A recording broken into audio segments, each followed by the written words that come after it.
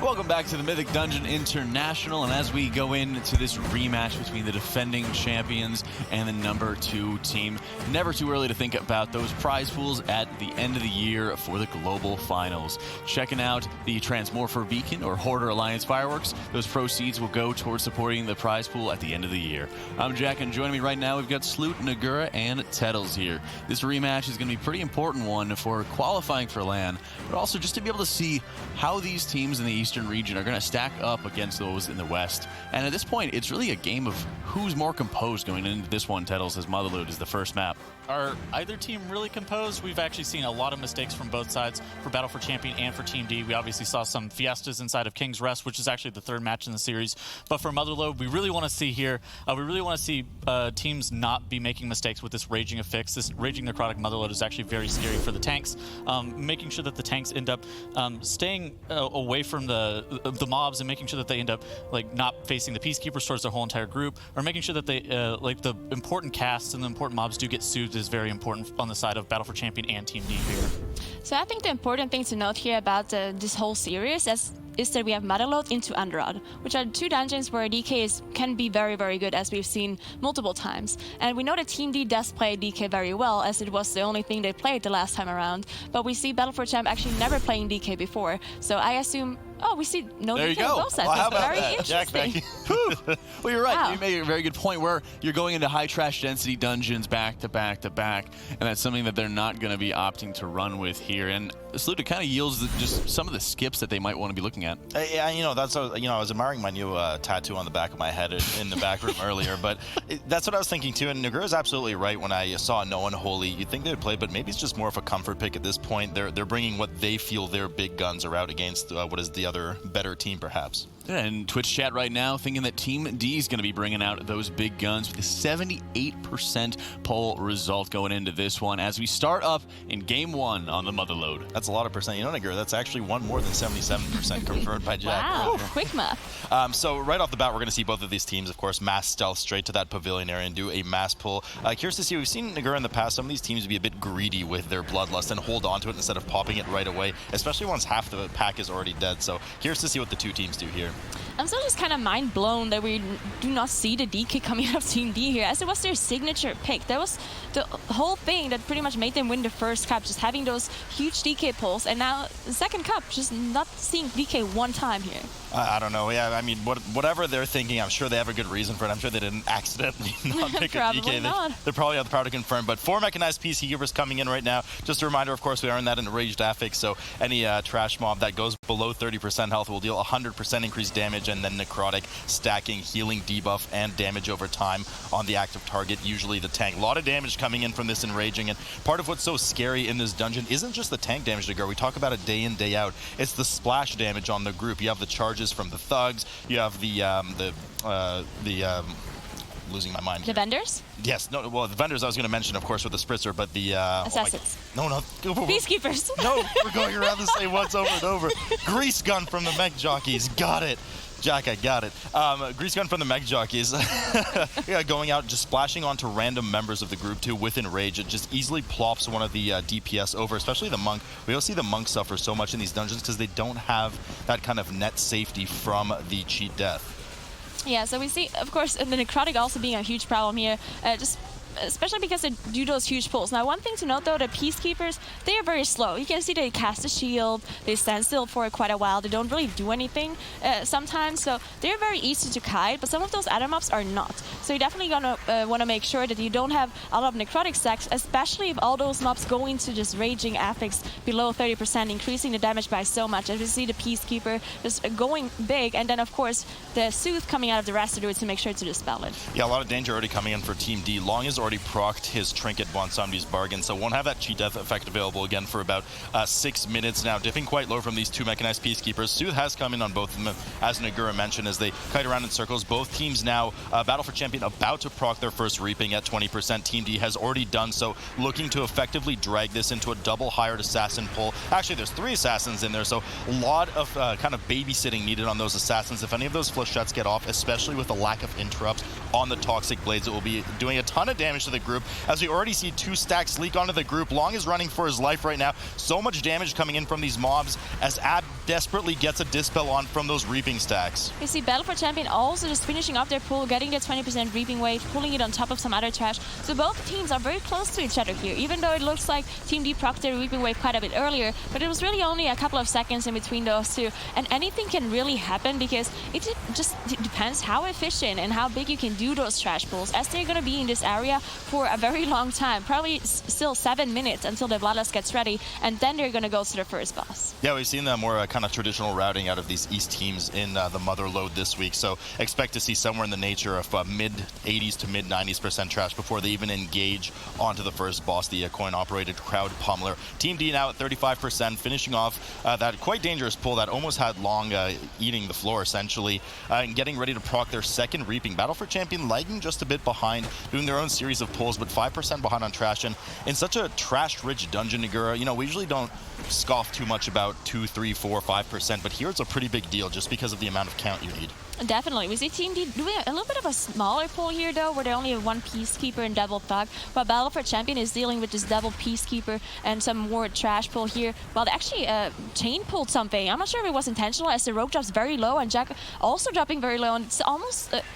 he barely has any mana left, while they just engaged with this pack here with the Jockey and the Vendor. So this can definitely go wrong unless he gets a Shadow Meld off and actually manages to drink up a little bit.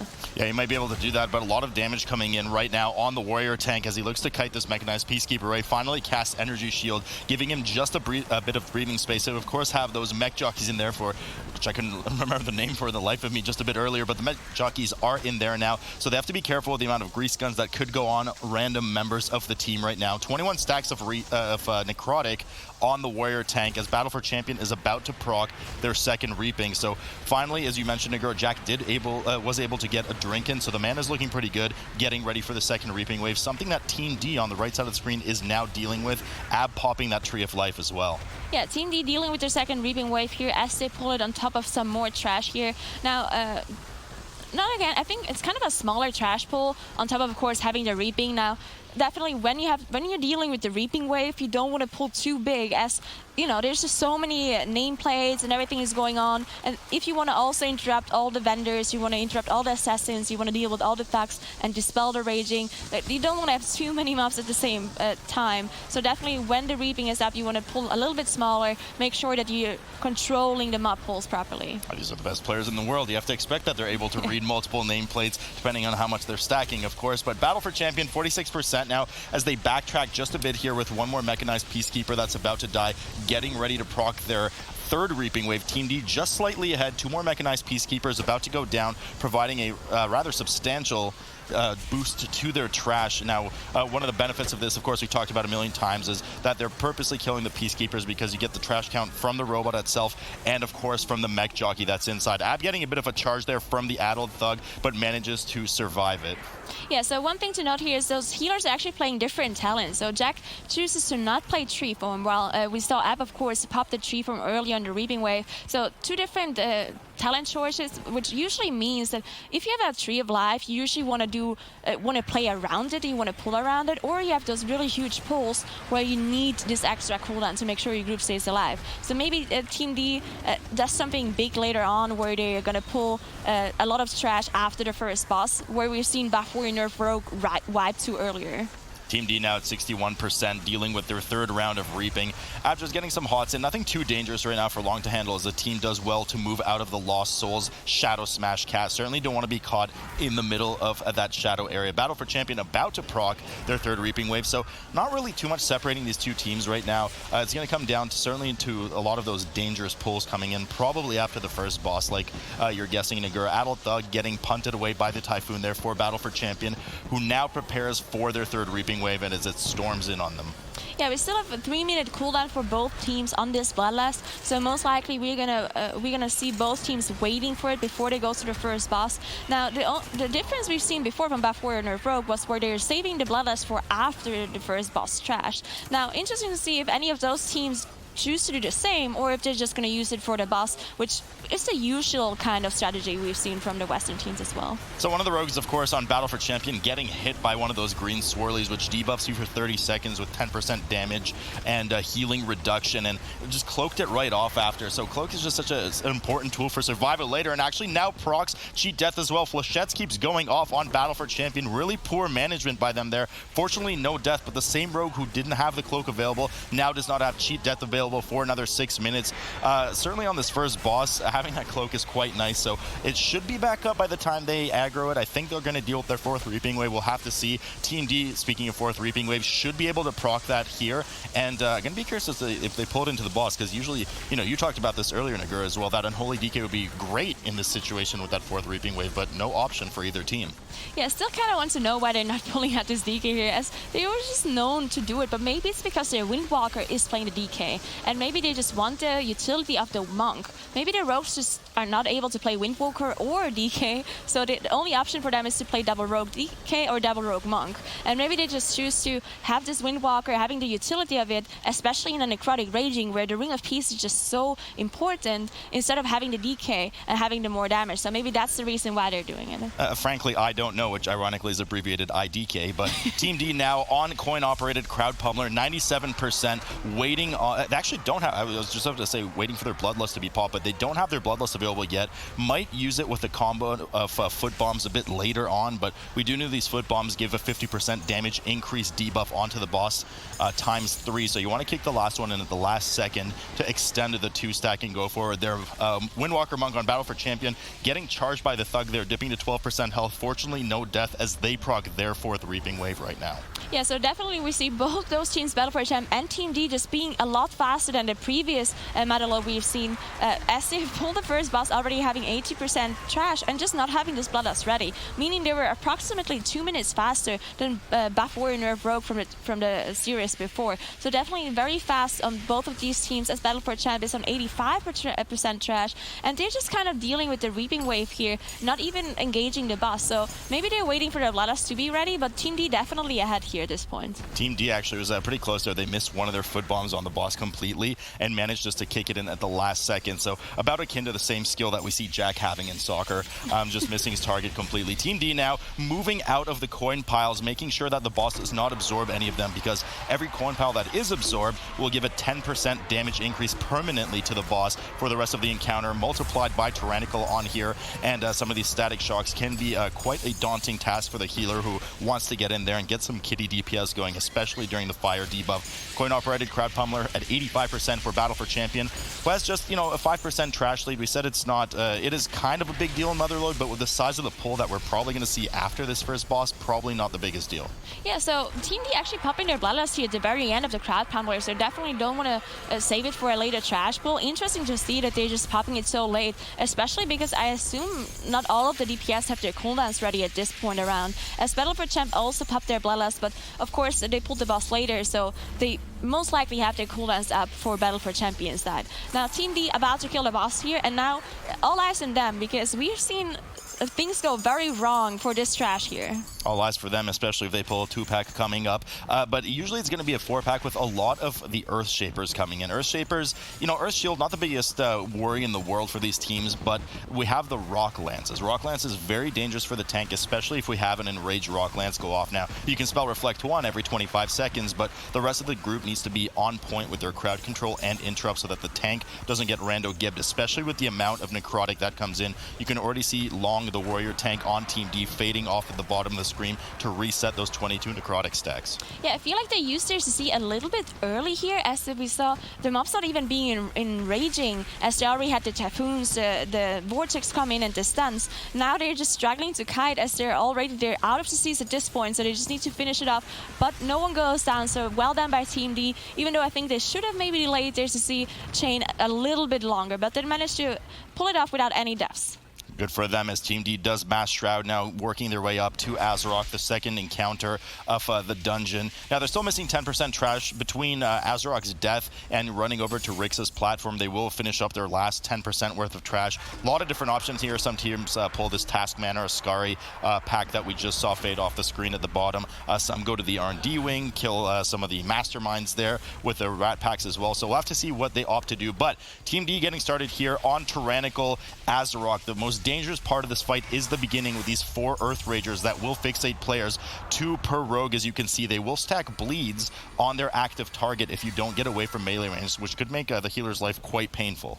Yeah, definitely. But usually, especially if the fixate is on rogues, they can deal with it pretty well. As we see, the double fixate on one of the rogues and a fixate on the other rogue. So they should be able to kill them as they are really low here. And once those Earth Rages are down, it's really not that difficult of a fight anymore, as long as you dodge the frontals, which for those kind of players, it really shouldn't be a big deal. Now, the 10% trash that they're missing is actually quite a lot. I don't think this one pack with the mini boss is going to be enough for that, for triggering the reaping. So maybe we can see an R&D pull coming out from Team D here, which is going to be very interesting because we've mentioned before that Team D definitely used a lot of strategies from the Western region, and it's like the only Eastern team that really adapts their strategies all the time. So definitely can see something like that coming out of Team D.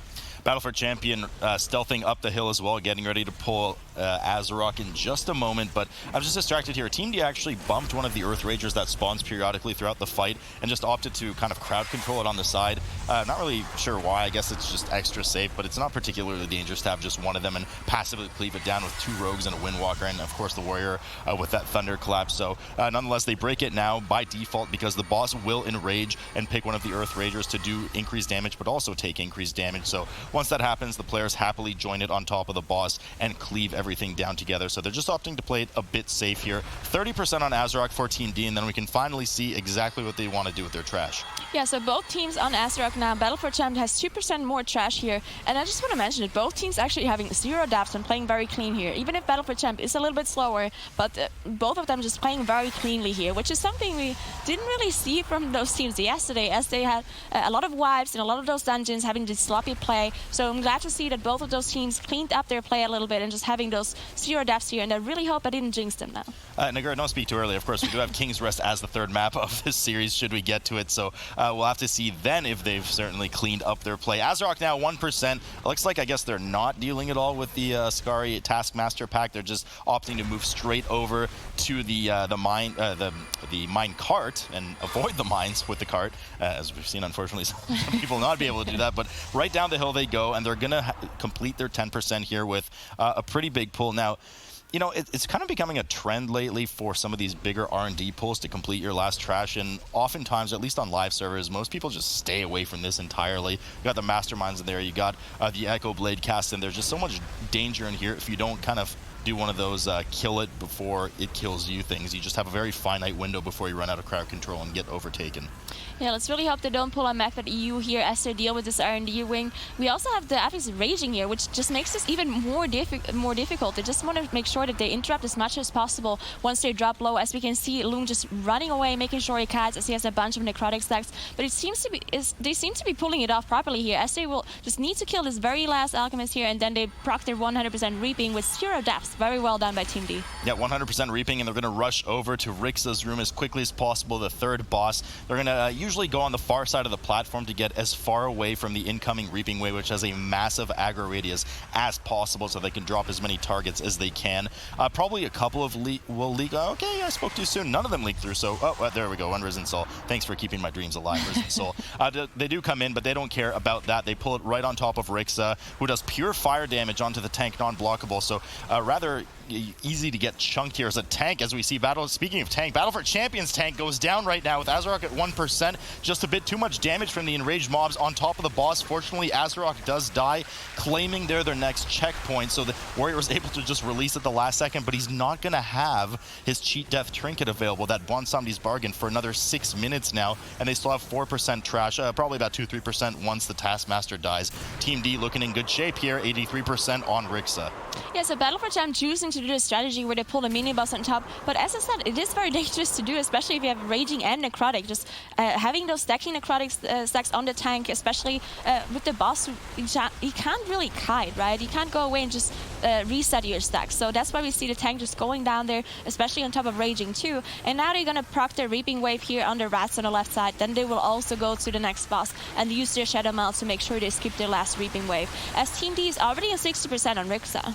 Rixa, yeah, 60%. So the team doing really well to rotate the chemical burns here. Can dispel one of them as it goes on to long right now, and the next one can either be pre-immuned by the rogues.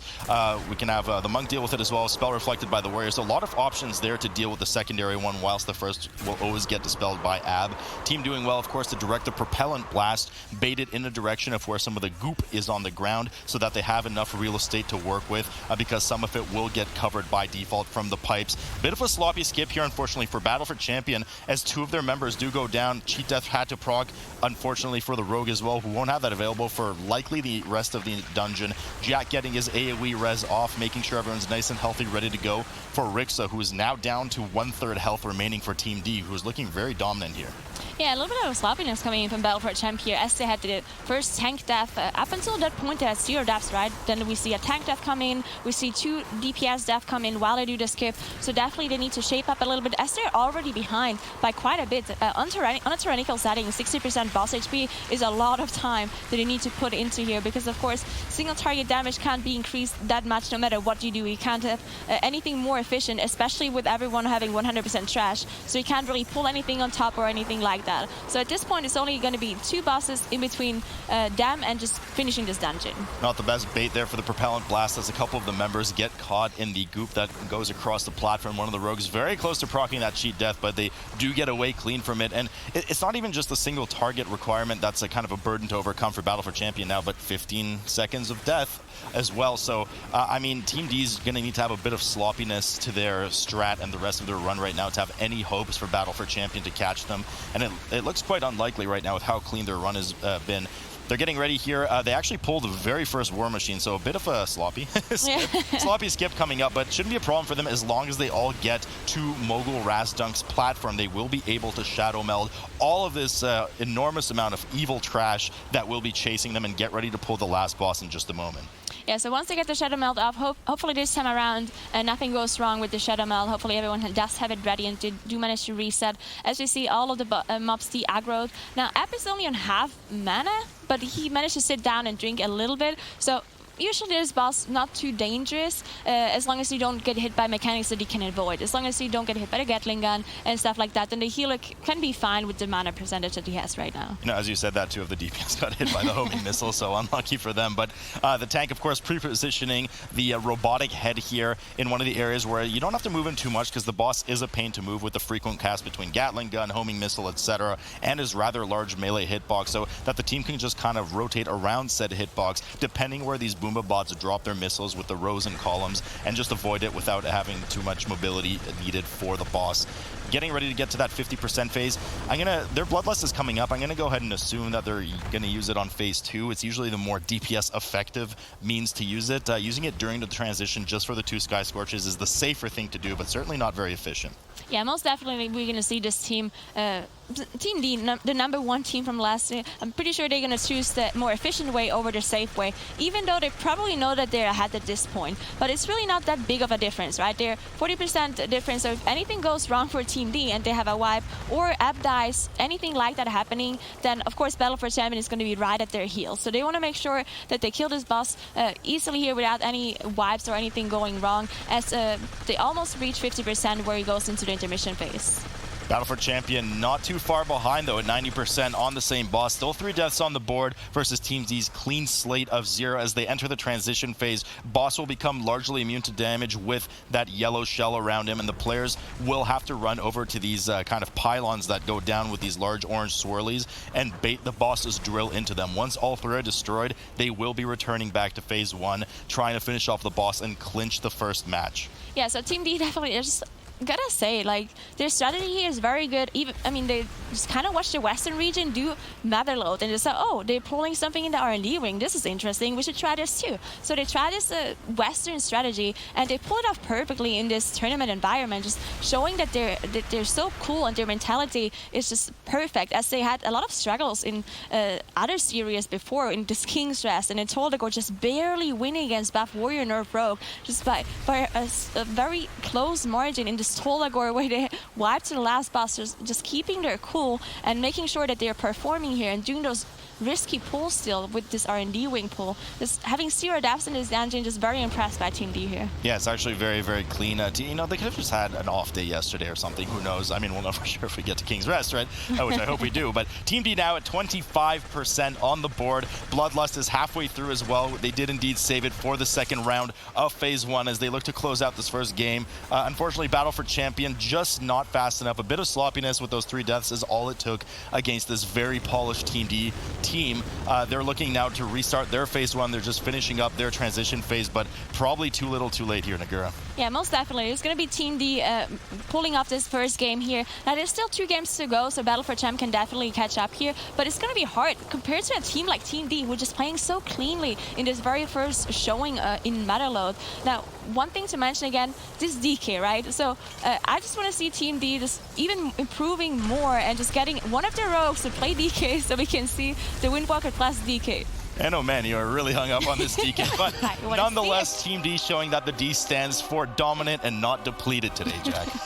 This is the first game so far. You know, let's not get our hopes up too much here. There are hopes. There are still hopes of seeing Bwansamdi at some point, right? As Team D takes a very convincing Game 1 in the Motherlode, and this is what we want to be seeing out of this team. We keep on focusing on them as the defending champions, is with a team so far that's going to be trying to take it up against those Western Titans here, Titles. Yeah, we definitely saw them have a deathless run here, and they were really putting the pedal to the metal on Battle for Champion here, making sure that if they do want to compete with the West, which are very highly touted by all of us on the desk, then they're really making a good showing here with this 23-minute Motherlode, and some affixes that aren't really Motherlode friendly with the Necrotic and the Raging.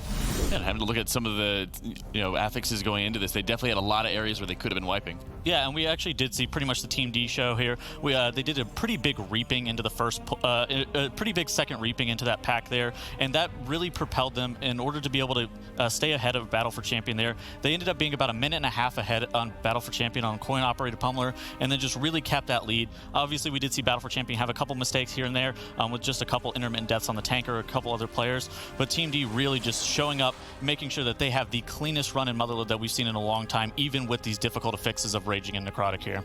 Yeah, they did a very good job at taking that home with them. And as we look at Game 2 here, Nagura, we're going to be going into Underrot. We already know you really want to see the DK here. Not going to happen.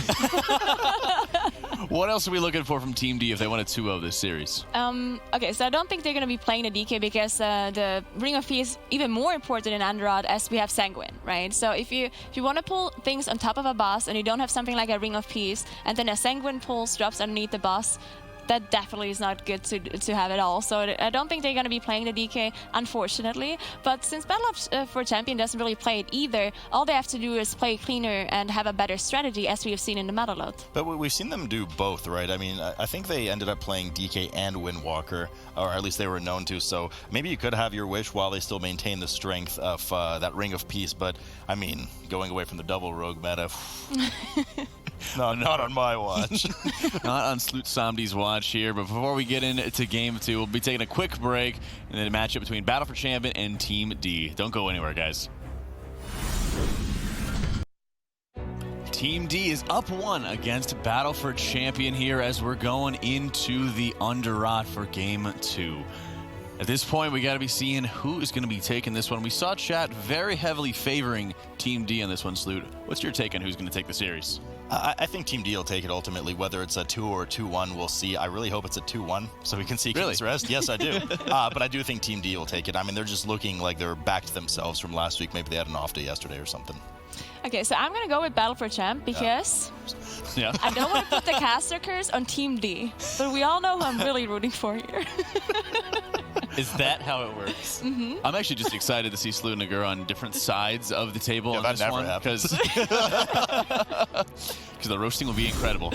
Stettles, your take? Yep, I'm definitely with Team D here as well. I think they're actually just a little bit more composed, and it'll all come down to who ends up doing the Kragmaw room just a little bit more efficiently, as we do see the Sanguine and Necrotic affixes coming out, making sure that you're able to use your tank in order to be able to kite the mobs, keep his Necrotic stacks low, make sure the mobs don't end up healing too much from the Sanguine is all very important. So it will end up coming down to who ends up dealing with Kragmaw's room better, but I do end up expecting Team D to take this. Interesting. But then we go on to King's Rest is the third map. High hopes for this one.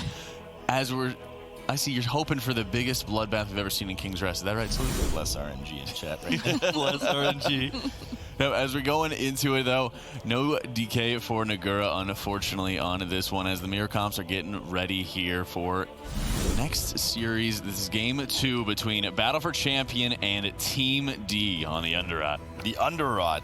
Definitely one of the most front-loaded dungeons in terms of difficulty for both Trash and some of the bosses that we see. Xancha and Unbound Abomination certainly not as dangerous as Kragmaw and Elderly Axe at the start. But nonetheless, first we have to chew through some of these Matrons, Nagura. Definitely very dangerous, along with combinations of the Maggot Pack. We're probably going to see Bloodlust come up, but we've seen some teams be really greedy and hold on to it, and Battle for Champion does just that and holds on to it.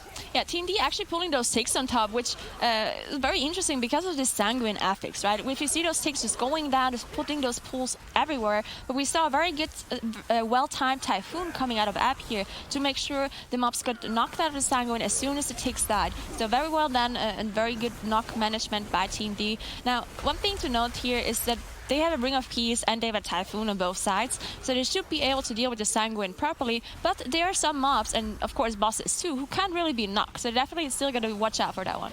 Long does not manage to reset his Necrotic stacks. He's at 40 right now as a defensive Typhoon comes onto the Matron, something that is not slowable in any way. Long finally resets the 40 stack, was almost unhealable, and Team D does manage to get away with this rather large pull, 12% on the board for them, but for Battle for Champion as well, has already moved their way down the ramp towards Liaxa. Both teams, I would expect, at least likely to proc their first round of Reaping and drag it into Elder Liaxa to get as much efficient cleave as possible. Team D dealing with their next Matron pack as well, as both teams kind of ominously look down on the Mask pack. Now, it seems that one of the rogues ran down to the Mask on Battle for Champion side, blinded both the Mask and the Blood Priest there, and pulled the 2 Headhunters up into the this kind of not too dangerous bridge pack.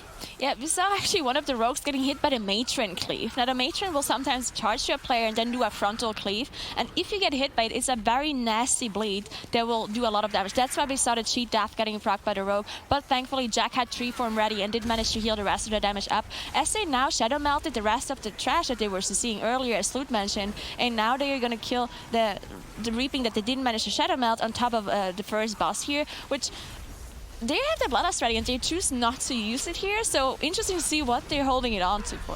I mean, in this dungeon, you really only get 2 Bloodlust, right? So they're probably saving it for a rather aggressive Kragmaw room or Kragmaw plus something pull over on the second boss's area. We'll have to see. Nonetheless, only one of the Lost Souls leaks into Elder Liaxa here. Not too bad as the first Blood effigy goes down. Want to make sure that your interrupts are on point on this boss. You do have the ability to play with a Spell Reflect as well, which does a fair bit of damage. Now, important here is that the effigy does as much damage as the boss, and in a tyrannical setting, especially on the 19, it can easily one-shot a player. Maybe the tank too, depending what defensive they have available if they're expecting the hit, but everything has to be spot on for interrupts, else we will see a dead Prot Warrior. Team D, more of an expected route here. They do pull the first Reaping, they don't do anything with the Shadow Meld on it, and they just grab it right on top of Liaxa and go crazy with their Bloodlust as well. Yeah, so both Prot Warriors actually choosing to use the Spell Reflect for the effigy here, making sure that the effigy dies very fast. Now, we've seen some other teams actually save their Spell Reflect and only use it on the boss instead of using it on the effigy, just to make sure the boss dies faster. And of course, using it on the boss every single time will be more efficient because you'll just have more boss damage. But using it on the ad will be safer, so you have less interrupts that you have to do on the ad. While Team D actually does have, did use their Bloodlust and Battle for Champ didn't, but they also have 3% more trash on Team D's side. Yeah, so definitely quite close between these two teams right now as Battle for Champion downs Liaxa first and gets ready to hustle over to Kragmaw's room. The Mass Stealth comes up from them, not wanting to deal with this either Tick pack or, of course, the double Bloodstormer pack on the right. Nobody ever wants to deal with those Bloodstormers. Let's talk about those for a moment. Definitely the most dangerous mob in this room. They do fixate a player and deal pure shadow damage. They also have a Sonic Screech that you need to interrupt every 15 seconds or so, which will do a bunch of damage to the group. So huge pull coming in here for Battle for Champion. Finally, we see see what they were holding their bloodlust on for. A lot of coordinated crowd control and interrupts need to be done on this pack to survive, not to mention a ton of spot healing on the fixates. One is on Jack, and of course one is on one of the rogues, but has moved over to the Windwalker. Yeah, this definitely makes sense for them to hold the bloodlust for this pull, as they pull almost half the room here. 2 Blasphemers on top, and they also used the Tree of Life, of course, which is so good to heal the Blasphemers fixate, as you have those instant regrowths, just making sure everyone stays alive. And then, of course, also the CC coming in, that perfect Typhoon, making sure the mobs are getting knocked out of these Sanguine pulls. And one thing to note here as well is that all of those mobs are kind of difficult to move around because they constantly cast, especially those living rods, as you can see, just standing in a Sanguine, just casting. So it's definitely very important that you make sure you have your Ring of Keys and your Typhoon used in very efficient ways so they don't heal too much. Or even some interrupts. I mean, some interrupts have to be available now for these wave of decays coming out of the living rods, but nobody really seems to be getting to them, and they do get a bit of healing, residual healing from the Sanguine going down, which of course will heal any trash or boss in it, but also damage players should they step through it. Long wasting no time, being aggressive, pulling the next round of Lasher, Maggot, and the other, yeah, there's a Swarmer in there, and Swarmer as well, along with the second Reaping pack. Team D dealing with their second Reaping pack. Tree of Life just now ended over for the side of Ab, but Long has a lot of necrotic stacks on him, as defensively we get a Ring of Peace going down, so he can try and reset those. Yeah, we see Team D 41%, while Battle for Champ on 40%. So they're actually kind of even when it comes to trash, even though Battle for Champ did this huge pull at the very start with their Bloodlust. Now, Team D will have their Bloodlust up earlier, of course, compared to Battle for Champ. But as you said, you really only get limited amount of usages out of the Bloodlust, so it doesn't really matter that much. It will all be on trash percentages here. And of course on Krogma as well, because Krogma in a tyrannical setting is a very risky boss, a very dangerous boss, especially with the Tantrum coming in. And we've seen some teams wipe on it too.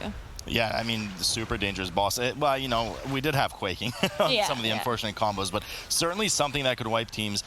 Team D here now dealing with some of the Death Speaker, and there's actually a Bloodstormer too, but the Guardian Death Speaker pull just beyond the second boss room. Both teams likely looking to get their third Reaping wave going, but, you know, Nagur, and I know you're going to smile at this, but usually we see the combination of the third Reaping plus Kragmaw just to flex the strength of that Unholy DK, something that these teams don't have available, but they've still made do with the compositions they have, even as we saw in the Motherlode, aggressively pulling some of the Reaping on top of the Coin-operated Crowd Pummeler. So perhaps they just won't care about that and they'll just get on in there with the boss anyways.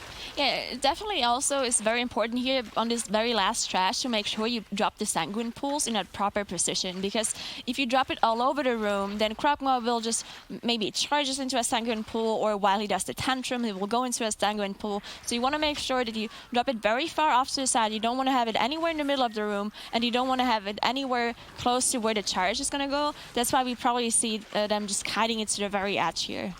Team D now getting ready in just a moment here to pull Kragma. I assume with the next Reaping Wave, they were very careful to make sure that they killed all of the trash along at the same time. I was going to say so they get out of combat, but they actually had a Maggot paralyzed in the corner there. So it looks like they're actually combining trash with the third Reaping Wave. So a bit more safe, I suppose, versus some of the Western teams. Battle for Champion has dealt with the third wave and has pulled Kragma. Of course, Kragma, 3 basic abilities to the fight. Each one of them will spawn ticks on the ground that the players need to stomp to make sure here as Battle for Champions starts to cleave their third Reaping Wave on top of the boss. But the most dangerous one, Nagura, is the Tantrum, as you mentioned. Just tons of physical pulse damage on the group as the boss. Put a Moonfire on one of those Bloodstormers and make sure it aggros to get this extra little percentage for their Reaping Wave, as they have 82% now, proccing the Reaping Wave and most likely engaging the boss here. And here comes both ghost forms, of course, of those danger noodles, as we like to call them. Oodles of noodles on the screen right now for both teams, as Team D makes sure to point Spore Caller Zansha towards those mushrooms,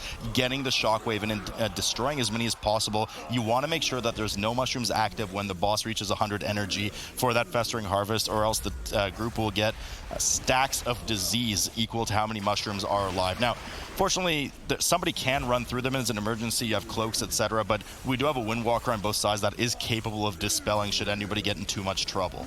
Yeah, those two teams are actually so close to one another. Now, Battle for Champ is slightly ahead on boss percentage, but means quite a bit on that tyrannical setting. But they're a little bit behind in trash percentage, right? So it's 1% trash ahead for Team D, while Battle for Champ is slightly ahead in boss damage. So both of those teams very close to one another. Both of those teams will have the Bloodlust for the very last boss available, and both teams still 0 deaths on the board. So at this point, everything that will matter is just how fast you're going to do the rest of the trash, and how much single target damage they have, really. So just to put everything back into perspective here right now, we are in the best of 3 series with essentially a rematch of what we had with the 2 champions last week. Long getting a bit low here, though, as he has a dot from one of the diseases. Yumong does get the Dispel on him, though, and 14 stacks of Necrotic on a boss. That actually hits particularly hard, but I lost my footing here. So as I was saying, we are in basically the 2 best teams facing off against each other, trying to get that victory onwards to the Grand Championship. And I mean, this is a close match, Nagura, like really close. Yeah. 0 deaths on the board. The boss is only 12% separate, only 1% trash separating the 2 teams as well. So certainly a clash of the titans here, and they're far improved over what we saw yesterday. But yesterday, King's Rest was the issue, and if Battle for Champion manages to kind of sneak this victory in, which by the looks of it, they might be able to, we're going to go right back to King's Rest. I mean, I kind of hope we're going to see King's Rest, because let's be honest here, those games were kind of fun to watch. So let's hope for a win here. But again, these teams are just very close to each other in this game here, as Battle for Champ is on 10% boss HP here. They're about to kill this boss, and then what we're most likely going to see is just having the skeleton pack being pulled on top of a Defiler, and then everything that is left to do is killing those 2, what are the elementals called? The big constructs? No, you the don't. tentacle. Of course, the mechanized peacekeepers. No? The mech jockeys. A lot of damage and a lot of damage and a lot of dot damage going out on Team D right now. Long actually had 2 stacks there. They did manage to get the Dispel off and heal through it at the last moment. Xantra does go down, so Team D almost entering a crisis rather, and just manages to avoid it last moment. Battle for Champion, once again, they were about 10% ahead on the boss, moving in and doing a similar pull. As you mentioned, one of the faceless corruptors does join the pack right now, also known as a peacekeeper apparently, but they are trying to cleave everything down, so they only end up with the last 2 corruptors and maybe one of those nope ropes as well as the final percentage that they need to make up. But from here on out, both teams are pretty much going to be doing the exact same 2 trash pulls, followed by combining the 5th Reaping Wave into the boss. Yeah, that was a very good Ring of Peace coming out of the Mongol Battle for Champ side here, as the Corruptor almost healed up as he was just casting in the Sanguine pool. But the Ring of Peace made sure that the Corruptor is not healing that much at all, and now they just have to finish it off and then go to the very last exit, basically. Now, 94% means that the 2 Corruptors at the exit are not going to be enough. That means they have to pull it on top of this spaghetti noodle and make sure that they get a percentage for that. Sorry. Team D, on the other hand, slightly behind as they're finishing off this Corruptor here. Yeah, spaghetti noodles, you got linguine, sanguini everywhere. A lot of Italian pasta dishes from the Italian caster here. Battle for Champion now 94% and Team D 95% as they are working towards the last 2 Corruptor pull along with the Grotesque Horror. They do kill the Horror and move the Corruptors near the entrance, or exit if you will, towards the 4th and final boss here. This is quite neck and neck right now. Both teams 95% apiece, and Team D is actually caught up a bit. They had a rather aggressive trash pull, so the 11% or so difference that differentiated the teams on Spore Caller Xantra has pretty much been lost. Only a few seconds separating in favor of Battle for Champion as they prepare to go downstairs and pull Unbound Abomination. Yeah, the difference in trash here is actually that Team D didn't have to pull the Horror because they pulled the Bloodswarmer earlier, right? And Battle for Champion didn't. So they could skip the Horror here, and they just, it's a couple of seconds difference between those 2 as they proc the 100% Reaping Wave on both sides. They're going to go down to the last boss. They will use the Bloodlust here, they pull the Reaping on top of the boss, and now everything that's going to matter is single target damage on the boss. If only there was an Unholy DK right now taking advantage of this cleave, but that's just not the reality we live in. Both teams wasting absolutely no time getting started here on the Unbound Abomination, final boss of the dungeon. Battle for Champion trying to stay alive in the upper bracket right now. Team D looking to sweep them 2-0. They are slightly behind. Bloodlusts have been popped on either side. Teams doing well once again to move the boss around in a circular fashion and bait the breath in one one direction only so that they can keep having a clean side to dodge these rotting spores on. You definitely want to watch out for the blood visages. Now this boss keeps saying 100 energy and 100% HP basically, because the thing that damage to the boss does is it will fill out his energy bar. And once it reaches 100, you will have 2 blood visages spawn, as we see on Battle for Champ side here, and on Team D side too. So they're completely even right now, having both of those visages spawn at the very same time. And once those visages die, it will remove the boss's HP. So it's just very slight difference between them two. Yeah, this is really close, and not to mention that construct, or the friendly robot, I believe as Teddles referred to it earlier, is in there helping you, and will essentially just kill the bloods by yourself. So you want to ignore the first 4 bloods that spawn. Your only focus until the last wave, the 3rd wave of blood spawn, is to get as much single target in on the boss as possible. Both protection warriors kind of playing a bit of defense on these rotting spores, getting those victory rush procs and using it to heal themselves so that the healer can output as much damage as possible. Something that is certainly in favor of Ab right now. He might have gotten a bit more cleave at the beginning of the fight, but we can see the amount of healing required from Jack is just slightly more than Ab. Ab really just trying to get as much as he can in there, as Team D looks like they actually move slightly ahead here. They hit 33% first on the Unbound Abomination. Battle for Champion just now hitting their 33, about a couple of seconds separating these two teams as they get rushing towards the final round of Visages. Yeah, Team D just pulling ahead in boss damage here, as they had their blood visages spawn just like a second faster compared to Battle for Champion. You can look at the damage meter, just seeing the difference between damage from those two teams. Team D pulled the boss slightly later, but now they actually caught up. Now everything that matters is going to be spawning those 2 last blood visages, and whoever spawns it first will kill the boss first. We do have the Tree of Life coming out of Jack right now. Maybe just having to play just a bit defensively there. Gamble too long. The final blood visages come out, and Battle for Champion grabs the win. Team D just a few seconds slow, so we are going to a Game 3 King's Rest, and Teddles is over the moon. Battle for Champion taking the Game 2 here by 4 or 5 seconds here to send us over to King's Rest. What a performance that we were having out of both of these teams. Like, this is where we want to start seeing them playing at that top level, and boy, did they deliver, Teddles. Yeah, both of those teams were definitely neck and neck over the whole entire instance. We saw a little bit differing strategies in the loss from the very beginning of the instance, but both of these teams were actually, they had incredible runs, deathless runs on both sides, and this is what we want to see from this East region, especially if they want to end up going against Method NA and Method EU from the Western Division. We did actually see it go really back and forth between Battle for Champion and Team D, as we did see Team D down Kragmaw just a little bit ahead of Battle for Champion, and then moving into Sporecaller Zancha here, everybody was just like super neck and neck, going back and forth, battling back and forth, and then we did just see everybody get super close to one another, and then we did see the Unbound Abomination go down just a few seconds ahead for Battle for Champion here. Yeah, as Nagura had mentioned it, you even saw Team D actually spawning the second wave of the blood visages just before Battle for Champion did. I really thought they were going to take it off of the back of that healer damage that Ab was able to pull out. But we did see, as both of you had mentioned during the game, they held on to their bloodlust quite a long time here, Teddles. What exactly were they using that on? So they ended up, so we did see Team D use their bloodlust a little bit earlier on in the instance, while we did see this interesting bloodlust for Battle for Champion. Under most circumstances, I would actually say that this bloodlust is incredibly good, but they ended up just pulling a little bit too big here. With the Necrotic and the Sanguine, we actually end up seeing this bloodlust, and they ended up pulling so many mobs that their tank ended up having to kite out and just ended up wasting a lot more time than it would have otherwise ended up gaining from this this insanely large pull here. Yeah, I think sometimes doing those really large pulls might not necessarily mean that you're gaining damage, especially if your prot warrior has to kite the whole time. And we all know that prot warriors are a huge part of your AoE damage. So if he has to just run away and is not able to thunderclap 1, thunderclap 2, then it's just going to cost him so much. It's not even that. It's we were commenting on it during just the mobs kind of sitting around healing. They had so many casts going off, and it brings back memories of the Method NA like 5 Peacekeeper pull. I mean, it looks big, and you're like, wow, that's a great pull. But ultimately, it's just so inefficient sometimes as the tank is forced to run around in circles. The mobs aren't grouped together for cleave, so perhaps it wasn't as good as it looked at the start, Jack. Yeah, and it seemed like it gave enough of a window for Team D to kind of almost come back into that and bring it down just to the wire. But we'll be taking a quick break before we move on to all the casters' favorite, into a Game 3 on King's Rest. Don't go anywhere. The MDI will be back after this short break. The upper finals has moved on to a Game 3 as we're going to be looking at defending champions Team D and Battle for Champion here.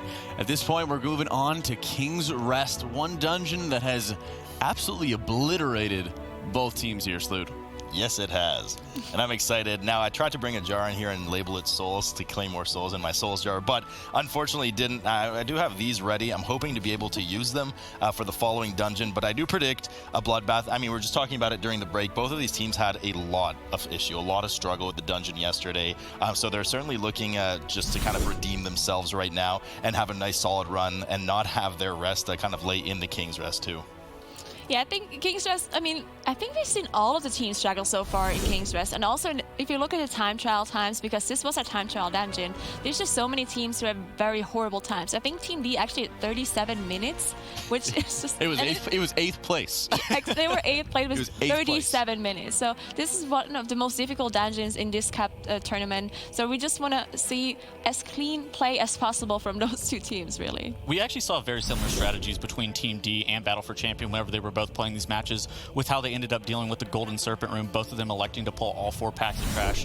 So we're going to definitely be looking to see if they end up deviating from that strategy any here. Some of the strategies that they didn't do together here, Tettles, was very important to watch, as we did see some teams, choose to get wiped by getting knocked out by a Deadeye shot. Some of them got hit by some of the Razor. So very much going to be looking at that as we move on into Game 3 between Team D and Battle for Champion. This is going to be a bloodbath. I hope it is, and if it isn't, Twitch chat, please blame Nagura, not me. I don't know the results ahead of time, so we'll have to see here as both teams get started for this Game 3 in the upper finals, stealthing straight to the first boss's room. We are back in a Quaking affix, of course, so we'll have to update those for you in just a moment, but Quaking is active every 20 seconds, so we'll have that 20% max HP pulse on the group. Kudo has hit a really daunting, awful time, so hopefully it works out well for them, and explosive. So first room here, this is where the action gets going.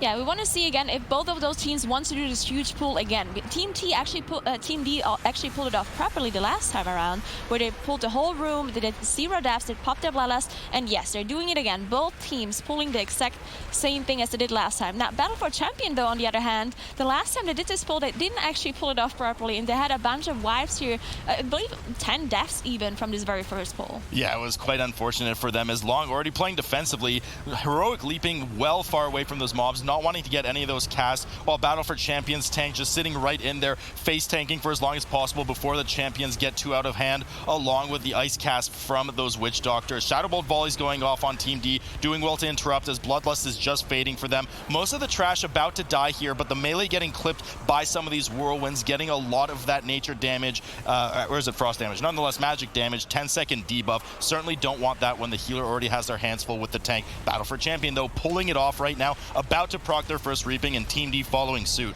Yeah, very well done by both of these teams, actually just redeeming themselves, making sure they don't have any problems here anymore. Now, the most difficult part about this build is really just the Witch Doctors, because you have 3 of them, which all need to be interrupted. You need to interrupt the Deathly Chill, you need to interrupt the Shadow Bolt Volley, and on top of that, because there are so many mobs, you have so many explosives spawning, which all of them have to deal with, and the tank, of course, kind of just hiding, being line of sight. The tank can't deal with them, and the healer is busy healing, so they want to make sure that the DPS interrupt everything, but also kill all the explosives at the very same time. Team D just a bit slower here, only now kind of getting the Golden Serpent to have that role-playing RP spawn, while Battle for Champion already at 85%. Bit of sloppiness as well for Team D side. Long did proc his trinket earlier, dipping down to 1%, and then the Quaking finished him off, so we'll not have that available for 6 minutes if I did see that correctly. Battle for Champion now 80% on the Golden Serpent as they look to spawn their Golden Globules well on the side with that Spit Gold. You want to keep them together. If any of these reach the boss, though, Nagura, it's pretty much a wipe at that point. Most definitely. Unfortunately, both rogues got hit by one of these AoEs by the Reaping Soul, so you want to make sure that you somehow don't have the debuff on them, because it also decreases your HP, of course. Now, we've seen some people wipe to just plain having the debuff on them even without Quaking. But if you have a bad Quaking hit on top of just having the Spit Gold debuff while not having any defensives, it can cause trouble, because not only does the Quaking do damage to you, but it also makes the healer be interrupted if he casts something. So if they don't have the Tree Form ready and they don't have a Swiftment ready, the only thing they really have to do to heal them up is regrowth. But if Quaking is going on, they can't cast it. So they definitely want to make sure that they do have something ready in case that happens. Both teams about equal in single target damage right now. As we know, Team D started the boss just a bit after Battle for Champion. Next round of animated golds coming in here for Battle for Champion, doing well to cleave them down right beside the boss. It always makes me so nervous to see them dying so close to the boss. I mean, just one misplay there and it's a wipe, but these teams well versed with what they're doing, as 41% benchmark is hit here for Battle for Champion. Team D still battling to get to that halfway mark as their next round of animated gold spawn and more spit gold debuffs go out. The mana game certainly looking in favor of Jack, who not only is ahead further in the fight by about 14%, but Ab is already down to about a third. Yeah, we saw actually on the side of Team D, we saw that Pot Warrior dropped to 1% HP, but the App did have the tree form ready, managed to go into tree, heal the tank up, and also heal himself up, as we see the cheat death proc on one of the rogues here on Team D side. So definitely struggling, having those overlaps with the quaking as well. As we see just how much damage this big gold does really, as we see the other cheat death getting procced on the rogue, and now it's the quaking on top of just barely surviving. Yeah, just really scary there. I think Baby Pig, who first procced his cheat death, got hit by the AoE that punts you backwards, and then in combination with the spit gold there, either that or the spit gold plus the quaking chunked him just enough. Nonetheless, both rogues very vulnerable now here for Team D, not going to have that available for 6 minutes. One of the rogues still has to cheat death, and the other one still has about 4 minutes to go on the side of Battle for Champion, who has pulled so far ahead at this point. 8% on the Golden Serpent. They have had their second round of CDs, which allowed them to burst a bit faster, so we'll see if Team D can kind of follow suit to that, but it was about an 11% gap before. Now it's been made about 30. We should see the second round of cooldowns coming up, offensive cooldowns, of course, for Team D, as Long Dip's quite low again. Another Quaking Pulse does get him to 20%, but Ab is on top of it and heals him back up. There's that Tail Thrash that does a fair bit of damage on the tank, so if he doesn't have his shield block up for that, he will get chunked, as we just saw there. Yeah, Ab just having such a hard time healing these debuffs away, as he's really low on mana at this point, boss still on 25%, and we all know in a tyrannical setting, that still takes quite a while, as Ab is just struggling to stay alive here, as he has to spit gold on himself, and we saw the rogues both don't have any cheat deaths available to them anymore. They probably also don't have their Cloak of Shadows ready, so there's definitely something, we can definitely see a death here as he drops very low, but they do have a battle rest ready, so as long as Ab is not the one dying, they can still continue this fight. Baby Pig was just getting chunked so hard there. I'm not even sure if the last take went off or if he cloaked it, because the debuff certainly was still there before the kind of cooldown wheel completed on the graphic. Could have just been a visual error. Nonetheless, no deaths on their side as Golden Serpent is at 3%, 1 animated gold, just crowd control paralyzed on the side by the Monk there, making sure it doesn't come in, and Team D moves on to the Gauntlet. Something that Battle for Champion has well started on. They've brought in both of these Colossi Guardians into the room that have that huge area denial frontal cone that will stun you and deal an immense amount of damage. At 50%, they will also gain a haste buff, or attack speed buff rather, just hitting the tank quite hard on top of what will be soon Reaping and this Gauntlet, which already has some quite dangerous Lieutenant style mobs. Yeah, so Battle for Champion actually quite a bit ahead now at this point compared to Team D. Team D just so much slower on the boss. Not only were they slower on the trash, but they also just had less single target damage, it looked like at least. While Battle for Champion are already working on these Guardians, already low percentage here, 30-20% on these Guardians, dealing with their second trash pack, while Team D just now is getting their animated Guardians pulled. Yeah, you know, just really clean from both teams right now, though. I'm a bit disappointed. But also, you know, impressed, of course. It's great to see teams performing well, but nonetheless, there's certainly more danger ahead of them in this dungeon, especially the Berserker's Bridge that we'll see Team D now dealing with their 2 Guardians on top of this Gauntlet as well. Battle for Champion about to proc their 40% Reaping Wave as we get quite the chunk in damage on the poor Prot Warrior there. Battle for Champion now dealing with 40% Reaping Wave, waiting for the Queen and King combo to spawn on the side there. Want to make sure you interrupt those Shadow Bolts and get away from that Blade Storm. Wasi does get her first cast off. I'm not sure if it was spell reflected in the end or not, just because of the amount of Reaping mobs that are in there debuffing. And Jack, knowing the danger of the pull ahead, has already popped that Tree of Life, making sure everyone's nice and healthy. Yeah, so one thing you gotta watch out for here with the King and the Queen is that sometimes they actually mind control a player. And usually on live service, when most people play Horde, you can actually dispel you can dispel the mind control with Blood Elf, or you can also just use a Demon Hunter offensive dispel or anything like that. But both of these teams are Alliance, so they're not gonna be able to dispel this offensive mind control. And we've seen teams, or we've seen deaths from the mind control coming in, but both Team D and Battle for Champion doing well so far, not having bad mind control, so they're on the good side. Poor Windwalker Monk on Battle for Champion, of course, was a bit hungry, decided to eat one of those Shadow Smashes right to the face. 1 minute debuff, 20% maximum health decrease during that time. Fortunately, not too much residual splash damage now for the rest of this gauntlet, so by the time they likely stealth past the Fulminating Construct, the Purifying Construct on the bridge, that debuff will be gone.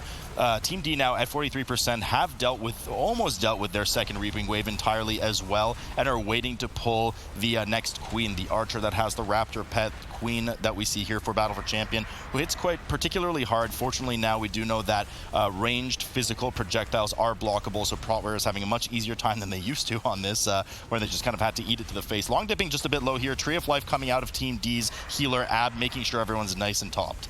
Yeah, so one thing to mention here is that the Battle for Champions rogues are actually playing Night Elves and not Dwarfs, as we usually see in this King's Rest environment. We see Long actually going down on Team D's side, but they do have a Battle Rest available. They should be able to recover as the mobs are very low HP, and the rogues do have evasion or something like that ready. So they did manage to get the Battle Rest up and do recover. But back to my rogue ratio pretty much. So it is 2 Night Elves on Battle for Champions side, while Team D actually is playing double Dwarf, which will definitely help them later on, especially with these Berserkers, where you can remove the bleed, you can remove any sort of magic or dispellable debuff. So I feel like Team D is having the advantage with the Dwarfs here compared to the Night Elves. Yeah, so it certainly will pay off later, but what hasn't paid off is the death from the tank there. Unfortunately, there was a combo where he too got hit by one of the Shadow Smashes. Certainly don't want your tank running around with 20% max health decrease for a minute, so unfortunately that did cost him his life.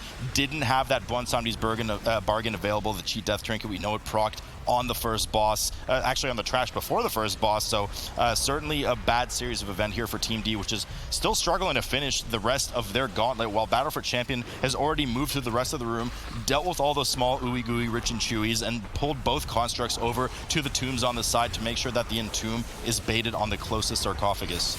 Yeah, a very small thing to mention here that happened on Battle for Champions side. While they pulled one of the constructs over, the construct was casting Entomb on a player, but you can actually use Shadow Meld or Vanish to make sure it gets casted on another player. You usually don't want to do this because it will just delay the cast, but while they were running over, they were not in position to get the people out yet, so one of the players made sure they delay the cast until the constructs are in position. And now we see them proc their 60% Reaping Wave and killing it off with the last construct before they engage the boss fight.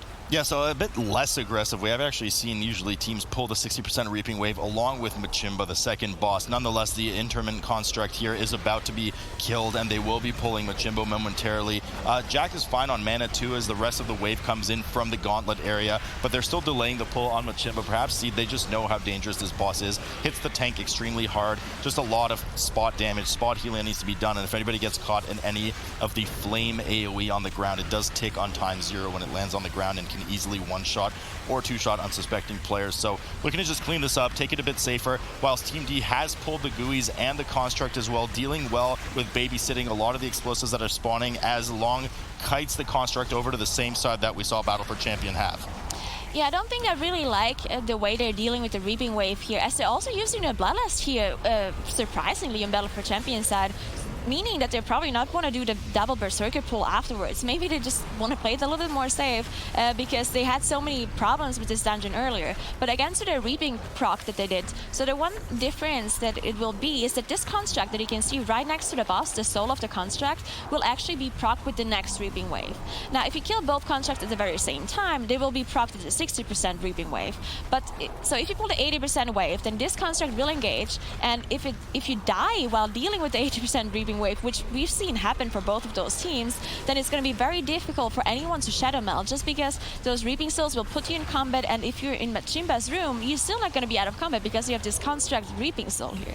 Yeah, so still working on the Construct. Team D doing a similar pull here. Their live Construct about to die, and the rest of the Reaping Wave coming in. Now, we did see Battle for Champion kind of hang out and kill most of this Reaping Wave before pulling Machimba, and it looks like Team D is doing the exact same thing right now. Really shy to pull the boss with these, something that we saw the Western teams not be shy to do. They certainly weren't very modest about that, as they would kind of aggressively pull it, but doing well to fill up as little space in the room as possible with these fire areas for Battle for Champion here with Machimba, wanting to have as much play space as possible so that they can run over to any one of the 4 random tombs that Machimba chooses during his entomb, so that they don't spawn one of the zombies from there.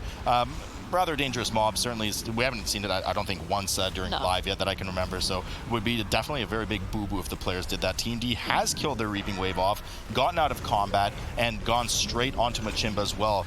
But no Bloodlust from them yet.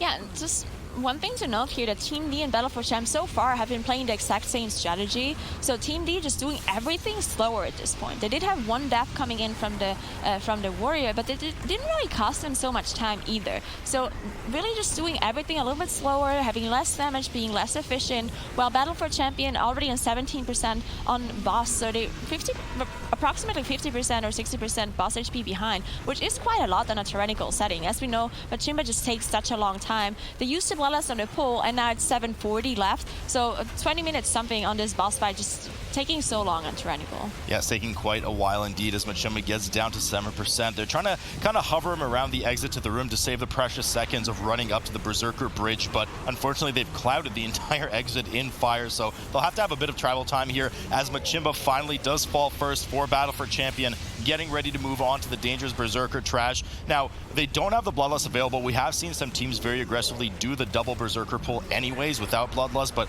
definitely takes a rather masterful performance to make sure that you don't get gibbed during that, especially when you have Quaking, mistime Quaking, or even bad luck with some of these explosives spawning. Jack taking a Spectral Bolt to the face. You can see just how hard it hits. First bleed is already out on the Prot Warrior as Tree of Life gets busted out here for Battle for Champion. A lot of damage coming in on the tank here. It's so dangerous to do without the Bloodlust. We've seen so many teams fail to this pull just because they were missing the Bloodlust. They had an explosive go through, they had a bleed on a bunch of people, and again, to mention that those rogues are not dwarves. They are both Night Elves, so they can't take the bleed for the tank and remove it with their racial. We see one of them just being on the rogues now, can't get rid of it, also can't get rid of the buff on the next boss here. Yeah, but you know, they pull it off, Ngura, so quite safely so as well. Nobody even dipped too low. There was not too scary of a moment. They had well-timed Quaking, worked in their favor, looking to have a Brute pull here along with the Beastmaster and the two Raptors. Now, the Brute certainly hits the tank quite hard. We'll have a massive area denial on the ground. Any player caught in it will be hit for a substantial amount of physical damage and thrown up into the air, as we saw one of the, I actually think it was Ab who got thrown up into the rafters yesterday, but certainly don't want to be getting hit by that as they look to kill off and cleave off everything they can. Now, dangerous thing about these Beastmasters that I'm sure the team learns their lesson the hard way, there is a focus shot that will knock you very far, so you want to have your back to a wall as much as possible, and has a poison frontal too. Anybody caught in that poison frontal will have a very heavy nature of damage over time on them, so you want to make sure that you point it away from your teammates. Yeah, so this Brute's like big AoE circle you don't want to stand in is usually not a very big deal, as you can just walk out of it. The problem is though that you have an explosive affix. So if you pull a bunch of mobs on top of the Brute and then you get explosive spawn while everyone needs to run away out of the circle, then with a full melee lineup, you're not going to be able to deal with those explosives unless you use some sort of personal cooldown to survive the big AoE from the Brute. That's why we don't see those huge pulls coming in, but now Battle for Champ proccing the 80% Reaping Wave and pulling it on top of this next pack. And this is where we've seen teams fail before and have full team wipes coming in. I almost feel like you want them to fail. You keep saying this is where teams fail, as our eyes are glued to the screen right now. 80% Reaping Wave indeed in for Battle for Champion, dealing with it quite well as the Prot Warrior slowly backpedals out of any danger, making sure to keep the mobs in a nice position for the rogues and the Windwalker to cleave. The Windwalker, though, having a bleed on him, gets the Frost Shock from the Witch Doctor as well. Jack has one of the Berserker bleeds as well, but still has to tend to the tank, who has a lot of Reaping stacks on him, so a lot of healing needed here from them, as Team D's own side, Ab, has pulled pulled out the Tree of Life as well and done an equally aggressive pull with that Bloodlust. 5 seconds left on the Bloodlust. Baby Pig dipping just a bit low, but they managed to heal him up through it as he gets one last insult to injury Frost Shock from the Witch Doctor. But they go through the same pull, obviously a bit faster with that Bloodlust, but they're just so behind at this point. Yeah, Battle for Champ just pulling this off so perfectly. Very impressive by Battle for Champ to be in this dungeon with 0 deaths, where so many other teams struggled so much. Now, they're doing the pull a little bit slower here. They're not doing this method EU kind of pull where they see the Berserker and the caster in the back. Okay, now they're pulling it. So they just kind of did it a little bit slower, made sure they killed off the Beastmaster first, and then pull the rest of the mobs on top. That is going to be the last trash pull they're doing, because once this is that, the only thing left to do for them is going to be the mini boss. Yeah, oh, the mini boss, yes. Shadow Azul, certainly very dangerous here. A lot of damage coming in on the Monk, dipping 8%, but manages to get healed up as the team cleaves that healing tide totem down that spawns from the Witch Doctor. It pulses a fair bit of healing to any kind of monsters or trash near it, so you want to make sure you either kill it as quickly as possible or just move the mobs out of it immediately. Team D dealing with their Brute, finally finishing it off and getting ready only now to proc their 80% Reaping Wave. They do trust that the final AoE does not go off, and they rush over to the next pack as well. Battle for Champion grabs both of the Berserkers, runs right past them, gets a shockwave down so that he can heroic leap away, and they shadow meld the pack off, getting ready right now to start on Kula. Now, Nagura, we do know that we have a set rotation for this kind of council boss here. It's always going to be Kula, followed by Zanazal, and followed by Akali, the final boss. There's two A's within the apostrophe. It's rather awkward to pronounce. So. Okay, so Kula usually the most dangerous fight here, but we've actually seen Team D have a full team wipe to Akali, which is the least dangerous fight. So anything can happen if you have a Quaking affix and you're in a +19 tyrannical environment. So we're going to see how the teams are going to do here as we see the Tree of Life being popped by Jack to make sure he heals this damage from the Severing Axe, which unfortunately went on him. Now it's a 20-second debuff that does bleeding damage and does a lot of damage. As you can see him spamming himself with those instant regrowths and still just barely managing to heal it away. Yeah, certainly something you don't want to deal with, but the second Severing Axe goes out and it actually doesn't hit anyone, so they did manage to evade it. You can see the Rogues have popped their defensives there, so they managed to kind of get a freebie here, and hopefully they're able to kill Kula off before the next Sever Axe comes in to absolutely avoid the next round of massive damage. Team D still cleaning up their 4th round of Reaping as well, hasn't pulled the Beastmaster pack that is so menacingly staring at them. Now let's not forget Long did unfortunately get punted off the bridge yesterday from this very Beastmaster right now, so I'm sure he's looking for revenge on that mob. Witch Doctor gets pulled in a bit faster here with the double CC on that pack as Battle for Champion once again gets another Sever on Jack, who gets hit by the Whirlwind as well. There's so much damage and Jack goes down right now, and this is what we were looking for. No battle res available for them as they just work to try and off heal right now, but there's no way they are doing the rest of this fight without a healer. If there wasn't Quaking, they actually... if there wasn't Quaking, they would probably be able to finish off this boss fight, really, because if you interrupt everything, if you kill the totems, there's really no more... not a lot of AoE damage, but Quaking will just slowly kill them, so they should be somehow trying to reset this boss fight and not trying to continue, because if anything, they're going to be wiping at the very end. Now, the very unlucky part here that happened was Kula casted a Severing Axe on Jack twice. Now, the first time Jack had it, he had the tree form ready, he had his... bark skin ready, his iron bark, all of his defenses, right? But then it happened the second time. He barely had any defenses ready, and then while he was trying to heal himself up, he also got hit by one of those whirling blades, and he just went down. So now they have to try to do this fight again. Now Team D is ahead at this point, but Battle for Champions, to be honest, still have a chance to win here. Certainly they do, and smart recovery by them to coordinate their Shadow Meld and despawn the boss as a result. Night Elf strength again, and restarting on the fight. But yeah, I mean, really unlucky for Jack there, but I mean, what can I say? You get hit by avoidable damage on top of already having that almost lethal bleed on you, you're gonna die. So we'll have to see here who gets affected by the various bleeds right now, as both sides are on Kula.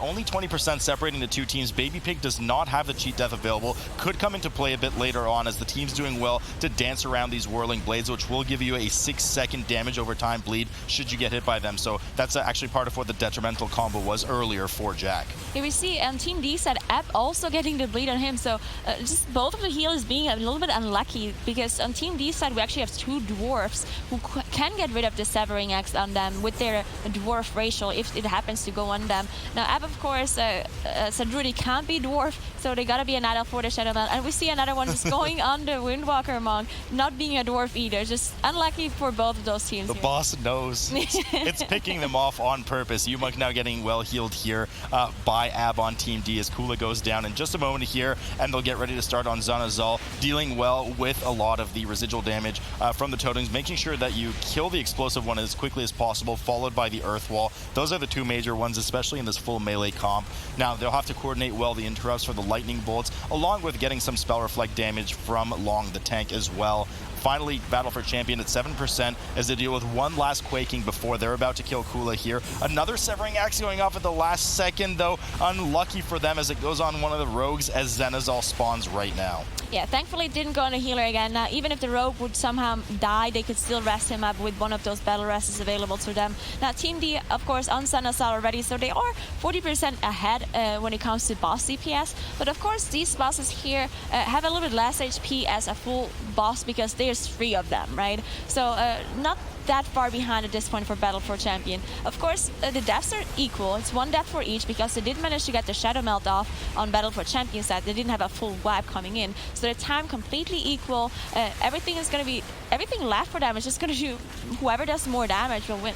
That is often what happens. If you kill things faster, they will die first. As we've learned many times here at the MDI, Zenazal pulling just a bit further ahead once again for Team D as they widen the gap between them in Battle for Champion, getting ready to deal with Ali, the next boss coming up. Now, this one is particularly dangerous, and you can have some really bad timings with that Quaking coming up in just a moment. So Zenazal down to 6%, but if they get a Quaking during the barrel through, it is certainly something you can live through, but you have to very well coordinate it so that you kind of get in a chain line together and don't clip any of the Quaking as the barrel throughs coming.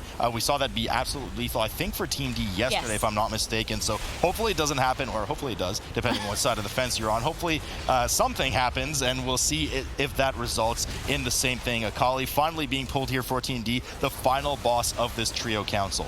Yeah, so one thing to note here as well is that you can avoid this barrel through by just vanishing as a rogue. So we've seen some teams just like use it whenever they get fixated, but maybe the actual play is to wait and not use it all the time until you get a Quaking at the same time. So maybe you want to wait with your vanish and just use it at the very end if you get a Quaking. If you don't get a Quaking, just let it go through because it's going to be fine, right? That's actually exactly what they did as you were saying that right now. So they had a Quaking combo with the very first barrel through, and they did decide to vanish it off and get rid of it. Here comes the next barrel through. They're not going to vanish this one. No danger with Quaking as the big hit comes in. The debilitating backhand will be cast on the tank. Hopefully there's a dodge or a parry, else the tank will need to kite around and won't be able to stay in because you have a substantial armor reduction, but it looks like they managed to get away with that one. Battle for Champion still trying to claw back and catch up to their leading position, which they were in most of the dungeon until they had their mishap on the first boss.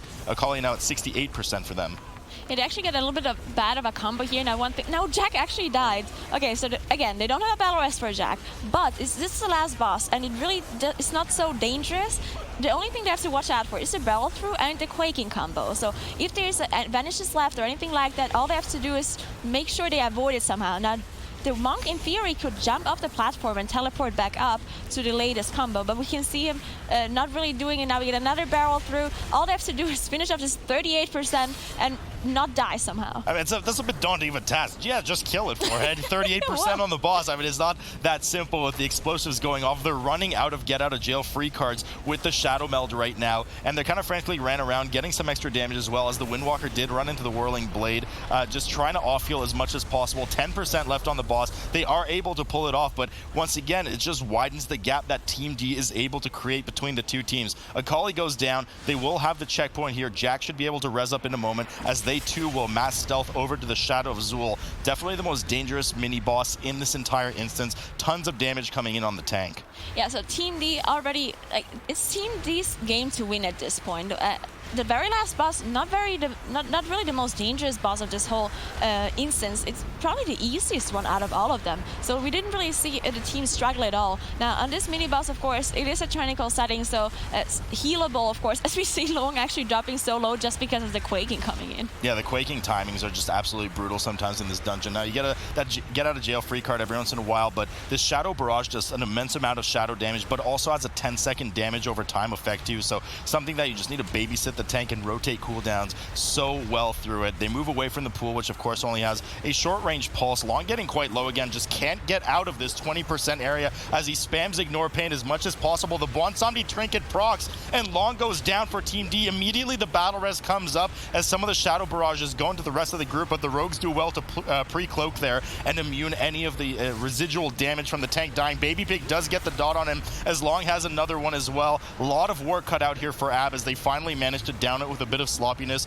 and move on to the last boss. Yeah, Battle for Champ, a little bit of a chance to catch up here as they're about to kill Shadow of Soul as well. Both teams have 2 deaths, their time is completely equal. Everything, boss damage will matter now. Now, of course, Team D engaging the boss first as they're already done with Shadow of Soul. Now, they need to make sure they heal all the whole team up before they engage this fight. And both teams do have their Bloodlust ready for the 60%, where you have Salah, where it's the most dangerous because you have this AoE fear coming in and a lot of things can happen there.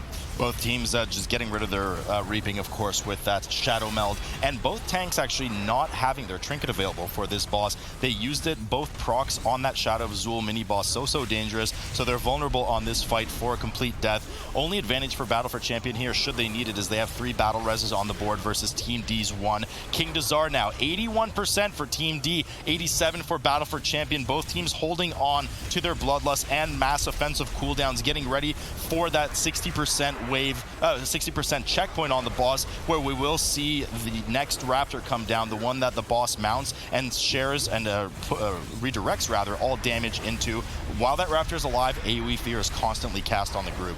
Yeah, so everything is going to be about efficiency here. Now, in theory, this Reban Raptor that spawned here for both teams is not too dangerous because all of the mechanics can be dodged. So you want to, if you want to be as efficient as possible, you want to be hitting the boss here. You don't want to be hitting Reban. If you want to play safe, you want to hit Reban so you don't have extra explosive spawn, you don't have bad overlaps with the jump and the hunting leap as we can see happening right now.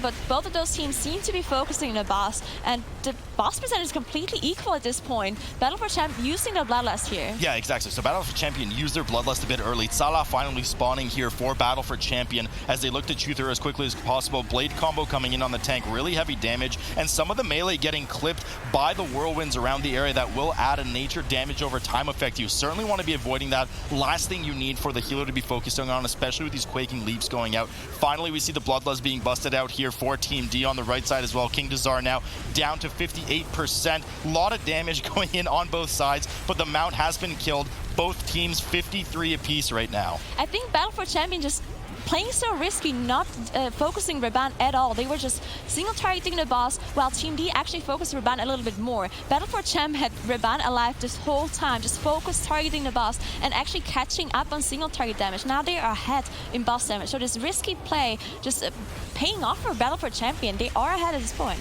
There, I mean, barely. It's literally barely. neck and neck right now. 39% for both teams. We'll have to see how well they dodge the tornadoes here, as AB unfortunately does get clipped by one. They have to deal well with the traps coming down from the ceiling here in either the checkers pattern or the clockwise pattern. Neck and neck on these two teams, trying to stay alive and move forward in this upper bracket and not be dunked down to the lower.